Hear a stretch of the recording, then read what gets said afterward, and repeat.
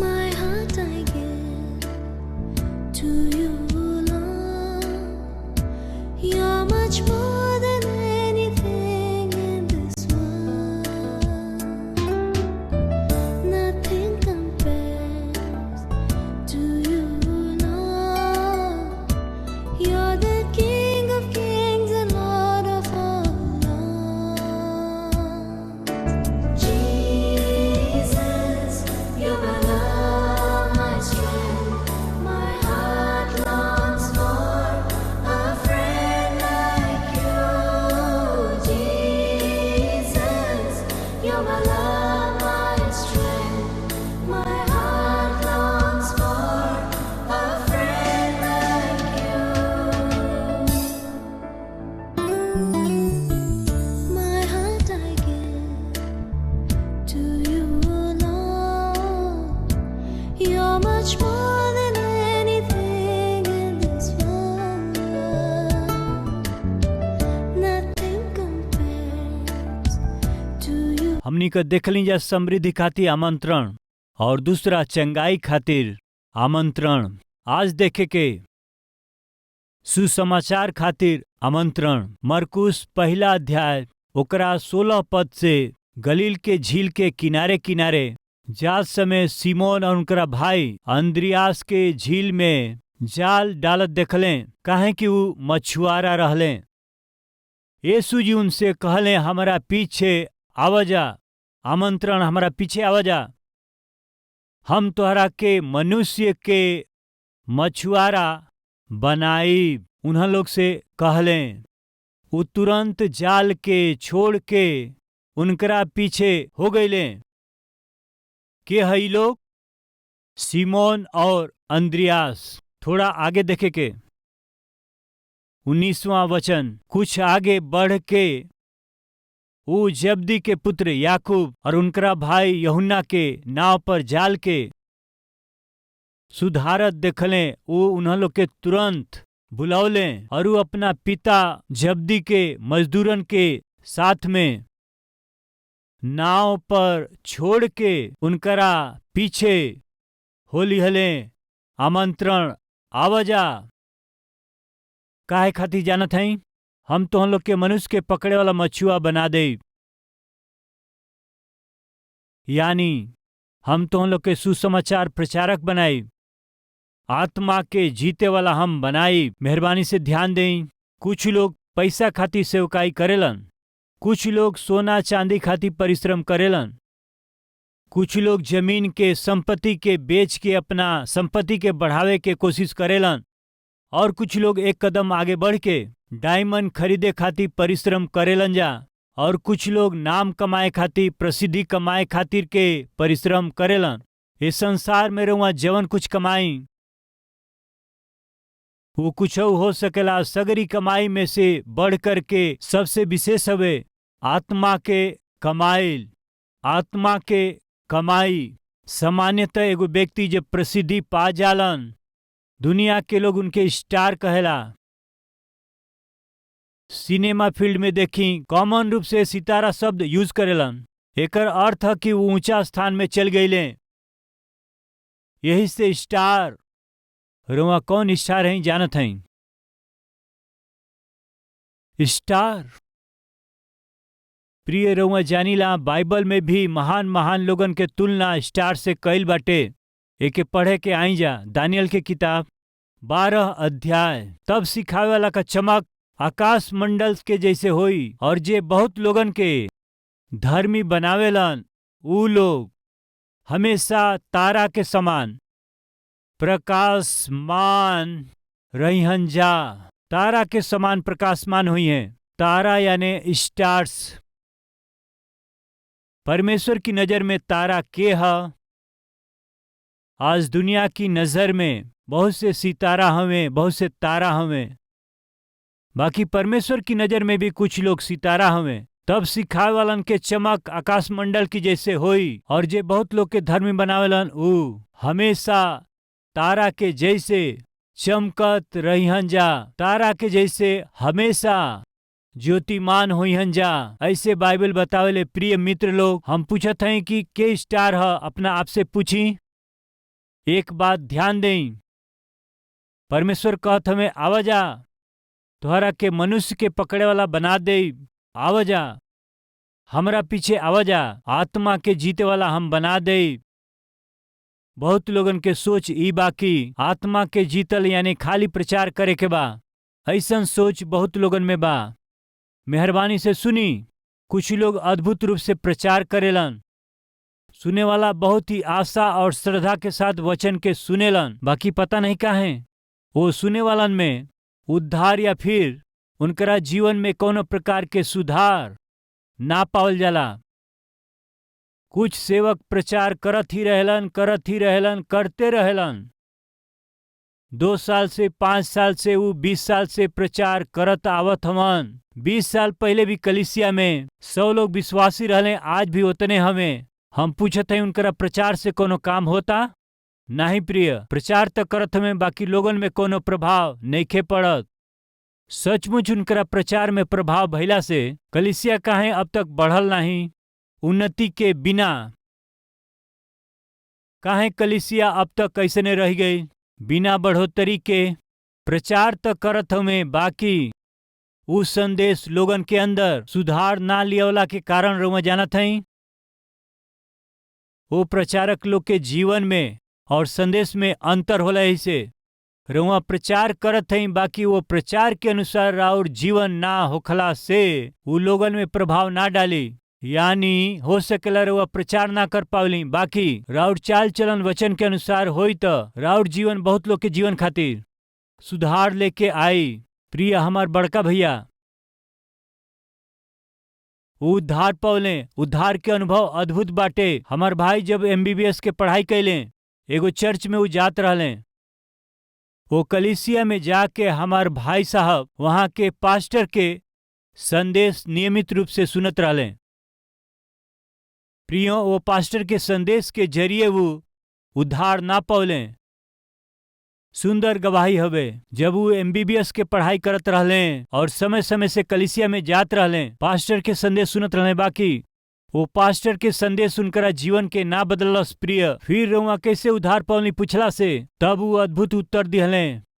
हम जौना कलीसिया में जाली, वो पास्टर के स्वभाव, उनकरा पत्नी के स्वभाव जवन एगो माँ के समान रहे, हमरा जीवन में बहुते प्रभाव कैलस। हमार उनकरा साथे परिचय न रहे, तबो हम उनकरा परिवार में जन्म ना लिहली, फिर भी वो हमरा के एगो बेटा के जैसे प्रेम जब दिखावत रहले, हम सोचले कि इनकरा में इतना प्रेम बा तो जो ना प्रभु के प्रचार करता ना उनकरा में कितना प्रेम होई। सोच के हम मसीह के उद्धारकर्ता के रूप में ग्रहण कैली।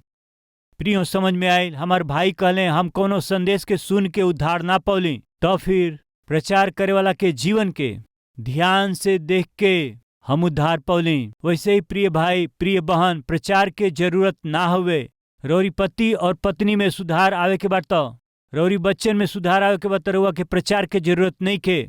ये वचन और संदेश के आधार पर वो अपना जीवन के बिताइब तो बहुत के प्रभावित करब। प्रियो, एगो विश्वासी पत्नी अपना प्रचार के जरिए अपना पति में बदलाहट ला सकेली। ऐसन बाइबिल में देखले बानी कबो? या एगो विश्वासी पति प्रचार के द्वारा पत्नी के बदल सकेलन? बाकी ऐसन नहीं के प्रिय।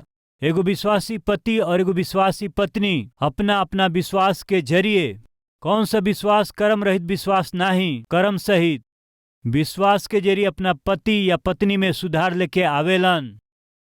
प्रियो, एगो पति रहले जे दुष्ट रहले, अपना पत्नी के हमेशा मारत रहले, और वो एगो विश्वासी ना रहले, उनकरा में बुरा आदत रहे, शराबी रहले। बाकी पत्नी आत्मिक रहली, प्रार्थना करे वाला रहली। पति कितनो दुष्ट होके, अपना मनमर्जी से जियत होके, बाकी वो अपना जिम्मेदारी के कबहू भी लापरवाही ना कैले। पति से प्रेम कैला के विषय होखे या उनके खाना बना के दिहला के विषय होखे, एगो गृहिणी के रूप में अपना जिम्मेदारी के कबो ना भूलली। बाकी उनकर पति इतना दुष्ट रहले कि उनकर बनावल भोजन खा के प्रार्थना के समय मारत रहले, बहुते मारत रहले। प्रियो, एक दिन ऊ पति बहुत ही पी के अइले। घर में जब पत्नी प्रार्थना करत रहली, उनके देख के चोटी पकड़ के उनके घसीट के बहुत मरले। घर से बाहर घसीटत उनके गांव से बाहर लेके गईले। सुनसान और जंगली स्थान में उनके पटक के उनसे एगो सवाल कैले, का जानत हई तोहार परमेश्वर महान हवे कहेलू? तोहार परमेश्वर अच्छा कहेलू न? तोहार परमेश्वर मदद करेलन तू कहेलू न? अब तू बताव। हम तो के बहुत मरली, घर से घसीट के लेके अइली और यहाँ लिया के पटक दिहली। अब बताव का कैले तोहार परमेश्वर? बताव। अबे तो के मारत लियली, गांव के बाहर पटक भी दियली। तोहार परमेश्वर का कैले बताव। का कर सकेलम बताव। ई रहे वो मूर्ख के सवाल। वो रोवत अपना आंसू के पोछत पति से का कहली जानत हई? तू सबके सामने हमार बेइज्जती कैला, चोटी पकड़ के मारत घसीट के हमरा के यहाँ ली अइला और हमसे पूछत हव तुहार परमेश्वर का कैले, का करिहे बताव। तू हमारा के केतनो दुख दे द, हमार प्रभु का कैले जानत हई? का कैले? तो के क्षमा कैला के मन हमके दिहले, फिर भी हम तोहरा से प्यार करी। ऐसन मन हमके दिहलन, ऐसे अधिक का चाही? ये सुन के उनकर पति चकित होके उनसे कहे लगलन, इतना मरला पर भी हमरा ऊपर तो के क्रोध नहीं आवत? इतना मरला से भी तू उनकरा के प्रेम करत हऊ, हमके इतना क्षमा कैलू, हमारे इतना आदर करत हऊ। तुहार परमेश्वर साधारण ना हमें। प्रियो, ए स्त्री के प्रचार से उनकर पति ना बदलने बल्कि जीवन से बदलने। प्रियो, परमेश्वर आज सबके बुलावत हमें, आवाजा हम तो के मनुष्य के पकड़े वाला बना दे। प्रिय बहन, परमेश्वर रोवा के ऐसन पति काहे दिहलन जानत हई? रौरी प्रेम के जरिए, आत्मिकता के जरिए पति के उद्धार में लिए हुए। यही से प्रिय भाई सुनत हई, रउआ के ऐसन पत्नी परमेश्वर काहे दिले? ताकि रौरी आदर्श में जीवन के जरिए, रौरी आत्मिकता के जरिए, रौरी प्रेम के जरिए पत्नी में उद्धार लिए बा। यही से अपना बच्चन में सुधार लिए बा। यही से प्रिय परमेश्वर रउआ के बुलावत हमें। प्रिय लोग, बहुत के दृष्टि में आत्मा के जीतला का अर्थ खाली प्रचार कैल ना। प्रिय, आत्मा के जीतल प्रचार के जरिए ना होखेला, तो फिर रौरी स्वभाव के जरिए, रौरी गवाही के जरिए। प्रिय सुनी, सेना नाम के अशुद्ध आत्मा जकड़ल व्यक्ति जब छोड़ावल गईले, प्रभु से कहलन हम रौरी साथे आई। तब प्रभु कहले, सबसे पहले तू अपना घरे जाके हम जौन तोहरा साथे कैली उनकरा के दिखाव। घरे जाके तोहरा में आयल परिवर्तन के दिखाव। तोहरा घर वाला एके देखिहन। सुनत हई प्रिय भाई और बहन लोग, परमेश्वर आज रउआ के बुलावत हमें, आव। आत्मा के जीते वाला हम तोहरा के बनाई। सबसे पहले रउआ अपना परिवार के लोगन के बचाई। प्रिय, दूसरा हवे सुसमाचार के सेवा करे खातिर प्रभु रउआ के बुला सकेलन। हो सकेला परमेश्वर ए समय सेवा के बुलाहट रउआ के देत होखे। हो सकेला सेवकाई के बुलाहट परमेश्वर रउआ के देत हमें। यदि बुलाहट देत हमें तो स्वीकार कैल रउआ के आशीष। प्रिय, परमेश्वर जब बुलावेलन आवो कहेलन, बहाना बना के परमेश्वर से रउआ दूर जाइब तई रउआ खातिर बिल्कुल अच्छा ना ह। प्रिय, एगो बेटी अपना पिता के पास आके कहत है, डैडी हम सेवा खातिर जाई। रउआ हमके डॉक्टरी पढ़ौली। फलाना जगह में बहुत से लोग बीमारी के कारण परेशान होत हमें, दुख उठावत हमें, मरत हमें। हमारा कलीसिया के कुछ लोग टीम बना के वो स्थान में जाके मसीह के प्रेम के काम में दिखावे के बा। उनके पास जाए के बटे ऐसा कोशिश करत हमें, डैडी हमहू जाए। डैडी, वो पिताजी का कहने जानत हई, बेटी तोहरा के देखला बिना हम ना रह सकीला। हम सब कुछ जानत, हम तो के कठिन और वो तकलीफ के जगह में हम भेज ना सकीला। ई रहे वो बाप के जवाब। तब वो बेटी पिता के विरोध कैले बिना ठीक है कह के अपना नियमित काम पर रोज की तरह वो चल गेली। ओकरा कुछ दिन के बाद वो पिताजी के आंख थोड़ा धुंधला दिखाई देत रहे त वो अपना एगो मित्र के पास गेले जे डॉक्टर रहे। वो डॉक्टर सगरी जांच के करके बहुत ही दुखित हो करके वो आदमी से कहे लगलन, भाई हम तो के कैसे बताई, समझ में नहीं आवत, बतावल जरूरी बा। का भइल? जल्दी ही तू अपना दोनों आंख के खोवा देव, बहुत जल्दी तू अपना दृष्टि के खोवावे जात हव। हम कैसे बताई, समझ में नहीं आवत। यही से जेकरा के रउआ देखे के आशा करत हई उनके बुला करके देखिला, काहे कि तू बहुत जल्दी अपना दृष्टि के खोवावे जात हव।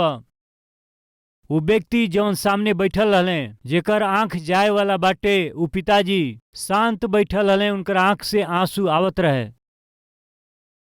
जेके तू बहुत प्रेम करेला ओके बुला के ओके देखे कहला से काहे रोत हई भैया? हम ऐसे नेकी रोवत कि हमारा आंख चल जाए। तो फिर परमेश्वर हमारा बेटी के सेवा में बुलौला से उनके जाए ना दिहली, शायद यही से अंधापन के हम मोल लेवे जात हई। यही सच्चाई के जान करके हम दुखी होत हई। हमर बेटी कली सेवकाई में हम जाए, परमेश्वर बुलौले बनन, हम उनके जाए ना दिहली। हम कहली तोहरा के देखला बिना हम ना रह पाई, यही से हम तो के ना भेजब। भाई यही से परमेश्वर हमारा दृष्टि के हमसे दूर करत हमें। प्रिय ध्यान दें जा, जब परमेश्वर सेवा में बुलावे तब रहुआ परमेश्वर के वचन का गलत अर्थ मत निकाली। परमेश्वर जवन सेवा स्त्री लोग के दिहले ओके उनके करे के बा, जवन सेवा पुरुष के देवे के रहे परमेश्वर ओके पुरुष लोग के दिहले। स्त्री के सेवकाई के बाइबल में पढ़ी, रउआ के समझ में आई। पुरुष के सेवा का बा बाइबल में रउआ पढ़ी, रउआ के समझ में आई। कृपया ध्यान दें, स्वर्ग में जेला के बाद रउआ के मालूम चले कि जवन सेवकाई कली वचन के अनुसार नहीं खे, तब रोवे से अच्छा बा कि ये धरती पर रह के वचन के अच्छा से पढ़ के और समझ के वचन के अनुसार सेवकाई कैल अच्छा है। वचन में लिखल बा, हे प्रभु कह के बहुत से लोग हमारा पास आई हैं, तोहरा नाम से हम चंगाई कली जा, अशुद्ध आत्मा दुष्ट आत्मा के निकलनी जा, आश्चर्य कर्म और चमत्कार के कैली जा। ऐसे बहुत से लोग हमारा से कही हैं। हाँ प्रिय, तब प्रभु कही हैं, तो हम लोग के हव जा हम नहीं जानत। हे कुकर्म करे वाला, हमरा पास से जा। कुकर्म यानी जानत है जवन क्रमानुसार नहीं खे। वचन के अनुसार कैल गईल काम सुकर्म होखेला और वचन के विरोध कैल गईल काम कुकर्म है। आज बहुत से लोग वचन के विरोध काम करत सेवकाई के कहेलन। ये सेवा से परमेश्वर खुश हमें और ऐसन सेवा के परमेश्वर आदर करेलन। ऐसन लोगन के का कहल जाई? मूर्ख कहे के का? कुछ लोग सवाल कर सकेलन, ब्रदर एक मिनट रुकी, यदि उस सेवक ना हमें परमेश्वर के इच्छा के अनुसार सेवकाई ना के लेवे तो चंगाई कैसे होत हवे, चमत्कार कैसे होत हवे, दुष्टात्मा कैसे निकलता, कलीसिया कैसे उन्नति करता? सवाल कर सकेलन। प्रिय, वही दिन परमेश्वर मूसा से कहलन कि तू जाके वो चट्टान से बात करिह। मूसा जाके परमेश्वर के वचन के विरोध में वो चट्टान के मर ले। ऐसे चट्टान के मरला के जरिए वो परमेश्वर के वचन के विरोध जब वो काम कैले तब वो आश्चर्य कर्म भइल। वो चट्टान में से पानी तेजी से निकले लागल। परमेश्वर बात करे कहलन, बाकी मूसा का कैले? चट्टान के मरले। उनकरा गलती कैला पर भी वही दिन चट्टान में से पानी आई। सगरी लोग जाके देखले कि मूसा जाके लाठी से चट्टान के मरला से वो चट्टान में से तेजी से पानी निकलल। वाह कैसन चमत्कार है। ये वहाँ सगरी लोग कहे लगले, यदि आज के जैसे मीडिया के लोग वहाँ होइतन, हर एक पेपर में और टीवी में ब्रेकिंग न्यूज के रूप में का होइत जानत है? महान चमत्कार। एक सेवक, एक प्रचारक चट्टान के ही जब लाठी से मरले तो वो चट्टान में से लाखों लोग पी सके वैसन पानी तेजी के साथ निकल आयल। ऐसे बड़ाई करके पेपर में हो सकेला, न्यूज चैनल में हो सकेला, ब्रेकिंग न्यूज आ जाये। प्रिय, जब परमेश्वर स्वर्ग से देखले, मूसा तू ही का कैला, तू ही का कैला? लोग तोहरा चमत्कार के देखत हमें, बाकी हम अनाज्ञाकारिता के देखत हई। मूसा तू जब चट्टान के मरला पानी निकल, सगरी लोग आश्चर्य कर्म से लोग बड़ाई करत हमें। बाकी सुनो मूसा, हम तो के प्रतिज्ञा के देश में कदम रखे ना दे, जौना वाचा के देश में तू सगरी प्रजा के लोगन के ले जाए के आशा करत हवा, उन्हन लोग के तू बिल्कुल ना ले जा सकेला। काहे परमेश्वर हम तो के वाचा के वो देश में जाए ना दे, प्रवेश करे ना दे। प्रिय ध्यान देई, चमत्कार और अद्भुत काम, चंगाई और दुष्ट आत्मा के निकालल ई सगरी होत बाटे। यही से ऐसन सेवा से परमेश्वर खुश होले। ई सेवा परमेश्वर के मर्जी के अनुसार बा, ये शंका में मत रही। प्रिय ई हम कह के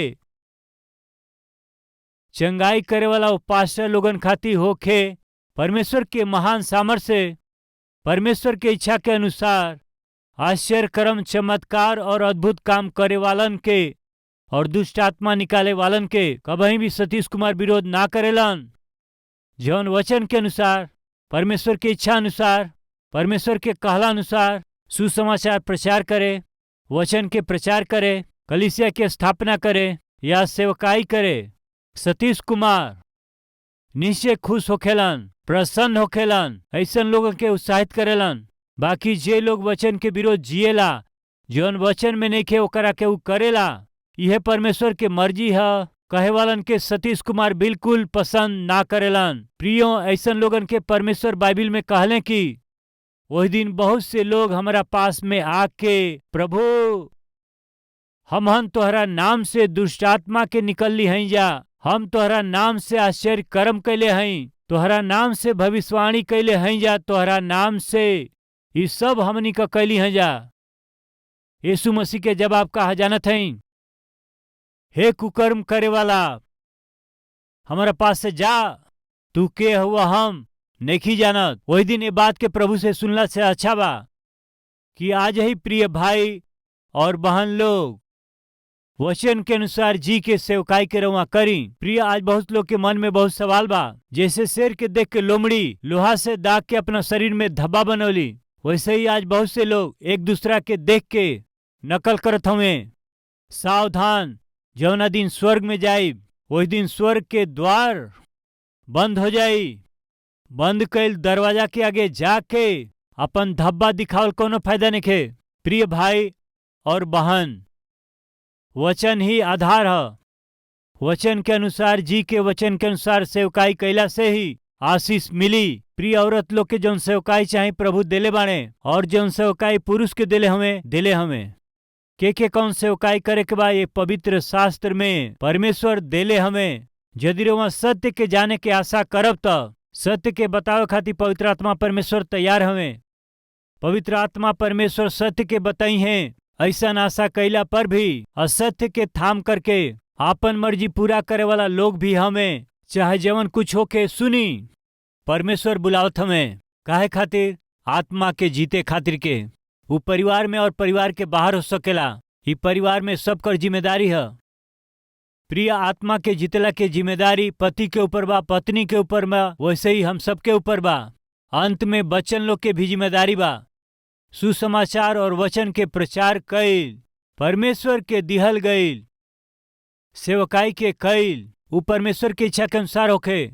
यदि केहू परमेश्वर के इच्छा के विरोध में सेवकाई करिहन जाता, ओकरा में खतरा बा। स्वर्ग जैला से वंचित हो सकिला ऐसने खतरा। प्रिय सच्चाई के जानी तो अच्छा होई। परमेश्वर वही दिन आमंत्रण दिहलन काहे खातिर? समृद्धि देवे खातिर के, चंगाई के देवे खातिर, सुसमाचार पहुंचावे खातिर। शायद आज परमेश्वर रउआ के बुलावत हमें समृद्धि के जीवन देवे, शारीरिक रूप से, आत्मिक रूप से या फिर मानसिक रूप से चंगाई पावे खातिर, या फिर सुसमाचार के कार्य के रूप में लोगन के देके आत्मा के जीते खातिर। आज रवा वो बुलाहट के समझ के और स्वीकार करके जीवन बिताए तो आशीष के जीवन मिली। प्रार्थना आई जा, हमनी का मिल के प्रार्थना करी जा।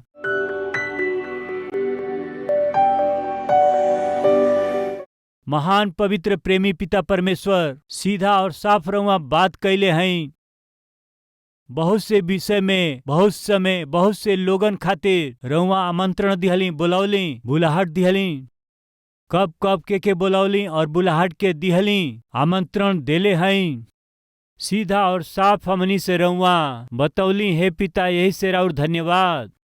ये नम्र सेवक के सेवकाई संपूर्ण रीति से रौरी मर्जी के अनुसार होखे, वचन के अनुसार होखे। पवित्र आत्मा परमेश्वर, हम अपना आप के और इस सेवकाई के रौरी हाथ में हम देत हई। हम और हमारा साथे सेवकाई करे वाला सेवक कौनो भी विषय में रौरी विरोध में यदि कौनो काम करत हई, हमनी के क्षमा करके हमनी के सीधा करी चाहत हई। हम सतीश कुमार, हे पिता, हम बिल्कुल ही सिद्ध ना हई, हम ये बात के मानत हई। रउआ सिद्ध परमेश्वर हई, राउर वचन सिद्ध हवे। अपना सिद्ध वचन से रउआ हमनी के दर्शन देई, हमके दर्शन देई।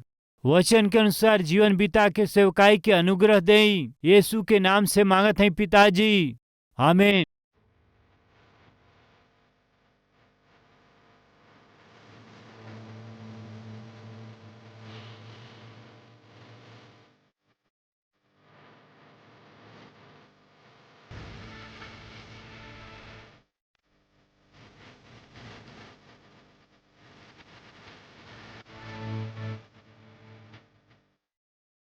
प्रभु में अति प्रिय भाई और बहन, रउआ सबके सालोम, रउआ अच्छा है। कलवरी आवाज 2003 में शुरुआत भइल और आज 2023 के 20 बरिस हो चुकल बा।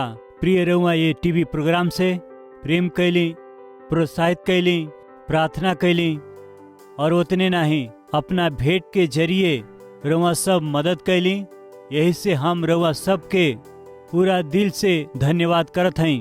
आज एक कार्यक्रम के जरिए हजारों और करोड़ों लोगों तक जीवित परमेश्वर के अद्भुत सुसमाचार के पहुंचावे खातिर रौरी जरिए कैल गई मदद खातिर हम दिल से धन्यवाद देते हैं। और यही समय हमनी कही कलवरी आवाज के कार्यक्रम भोजपुरी में ही ना, भारत देश में बोले वाली हर एक मुख्य भाषा में प्रभु यीशु मसीह के सुसमाचार के हम पहुंचा सकें परिश्रम करत हैं। वैसे ही हर महीना लगभग 650 टीवी कार्यक्रम के प्रसारित करत हैं। जा बोझ से भरल इस सेवकाई आगे जाए के बात निश्चित रूप से राउर सहायता, प्रार्थना और सहयोग बहुत जरूरी बा। एगो कार्यक्रम के प्रसारण खातिर अनेक चैनल के माध्यम से 20,000, 30,000, 40,000, 50,000 तक एगो कार्यक्रम खातिर खर्चा करे के पड़ेला।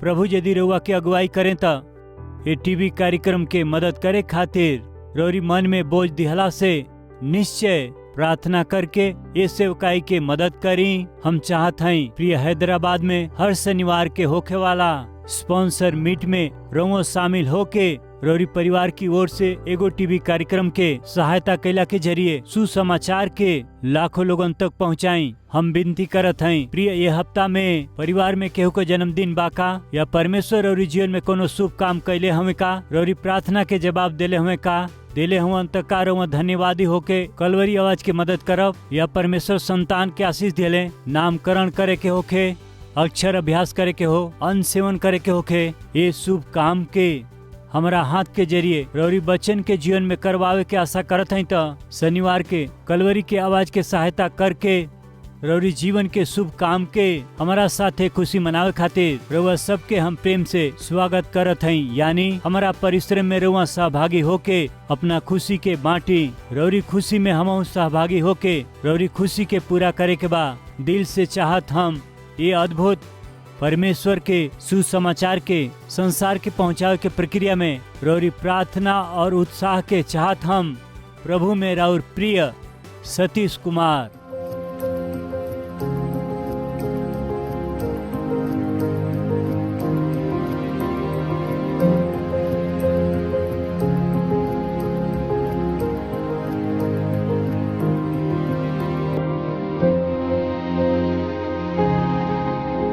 हमार पता बा Calvary post box number 30, Kukatpally, Hyderabad 72।